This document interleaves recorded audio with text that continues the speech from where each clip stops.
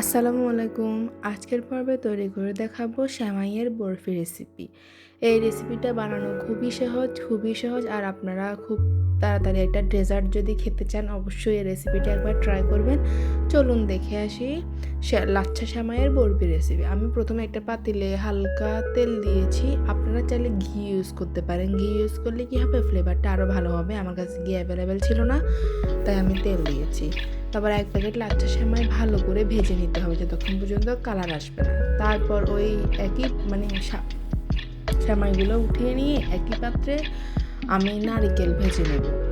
নারিকেল কোড়ানো ভেজে নিব। একটু ব্রাউন কালার হয়ে আসলে এর মধ্যে আমি তেজপাতা দিব, দারচিনি দিব, এলাচি দিব।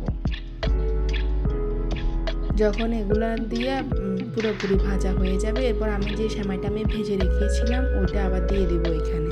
তারপর আরও কতক্ষণ এগুলো একসাথে মিশিয়ে ভালোভাবে ভেজে নেব। তারপর এখানে আমি বাদাম গুঁড়া দিয়ে দিব। এখানে আছে কাজু বাদাম, চীনা বাদাম। এই বাদামগুলো একসাথে আমি ক্রাস্ট করে আলাদা করে রেখে দিয়েছি ডেজার্টে দেওয়ার জন্য। এই বাদাম গুঁড়োগুলো 1 চামচ দিয়ে দিব। তারপর কনডেন্স মিল্ক 2 টেবিল স্পুন দিব। আপনারা আপনাদের স্বাদ মতো মিষ্টি অনুযায়ী দিবেন। আমরা যেমন মিষ্টি খেতে পছন্দ করি ওই অনুযায়ী দিয়েছি। এই যে দেখুন হয়ে এসেছে। যখন দেখবেন যে এটা মোটামুটি দলা পাকতেছে, মানে কালারটাও চেঞ্জ হচ্ছে আর দর্জিতে লেগে যাচ্ছে, দলা দলা পেকে আসতেছে, তখনই আপনারা এটা নামিয়ে ফেলবেন। আর একটা কথা মাথায় রাখতে হবে, গরম অবস্থায় এটা আপনাকে যে শেপে তৈরি করবেন ওই শেপটা দিয়ে দিতে হবে।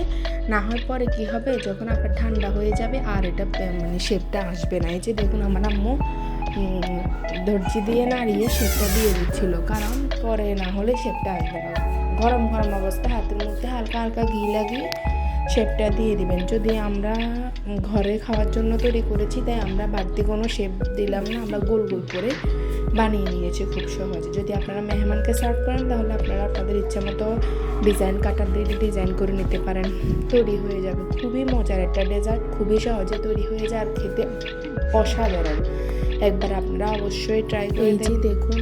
আমরা হাতের মধ্যে হালকা তেল লাগিয়ে ঠিক এভাবে গরম অবস্থায় সবগুলো বানিয়ে নিচ্ছিলাম, কারণ ঠান্ডা হলে এটা দলা পাকবে না, বসবে না। তো আপনারা আপনাদের শেপ মতো এটা তৈরি করে নিতে পারেন।